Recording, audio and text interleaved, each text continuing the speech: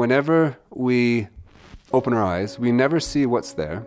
We only ever see what was useful to see in the past. I'm Beau Lotto, and I'm a professor of neuroscience at University College London, and I study perception and how the brain makes meaning. Perception is basically a story. Objects in the real world don't come with a meaning. They don't come with an instruction manual. They don't tell you what to do. If you take a dark stimulus, it could mean an infinite combination of reflectance and illumination. You have no idea which. That could either be a surface that's under shadow, because there's less light hitting it, so there's less light reflected from that surface to your eye, or it could be a hole. It could actually generate the very same stimulus, but you have no way of knowing from the stimulus itself. So what happened through evolution is some of our ancestors would walk forward, and if it were a hole, they'd step in it and they'd be selected out, whereas others would walk around. Those with the brains that walked around, they stayed alive. Whatever they saw, that's what we now see. We inherited their perceptions. So as those events and experiences build up, our story gets more and more complex.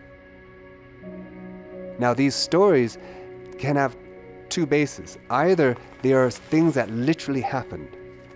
They are truly physically experiential, but they can also be events that happen in our minds. We can imagine. And what's remarkable is when we imagine something, it activates the same part of our brain as if we're actually seeing it. So an imagined perception is the same as a real perception. This has tremendous impact for thinking about the narratives that a culture tells itself. Being social is fundamental to who we are. If you're excommunicated from your group, you died. So it's hugely important for us to belong. One consequence of that is that we will come to see differences between people. But through the power of narrative, we can actually change those biases. We can tell a different story, and we have. For me, the best technologies make the invisible visible. And that will change the way we will see someone else. A boat is a beautiful example of that, because it enabled us to discover parts of the world that we never knew existed, other cultures that we didn't know existed, that changed our perception of what it is to be human. So the problem with very modern technologies, particularly digital technology, is we can't escape from the fact that our brain evolved in a body and our body in the world. And this creates a fundamental challenge for the social technologies, which are not physical. They're often not with people we care about. They're completely passive, and they're often unidirectional.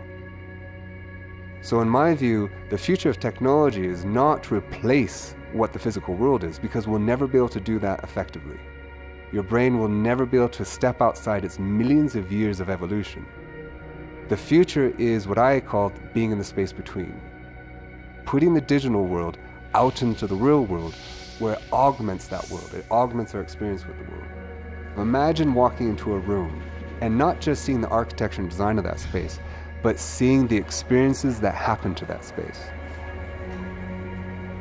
If we could tell stories in a way that truly engaged the brain, and engaged it in the ways that evolved to make meaning in the physical world, with interactions with the people we truly care about, in ways that are truly meaningful, then we have the incredible possibility of changing the way we perceive ourselves and the world in the future.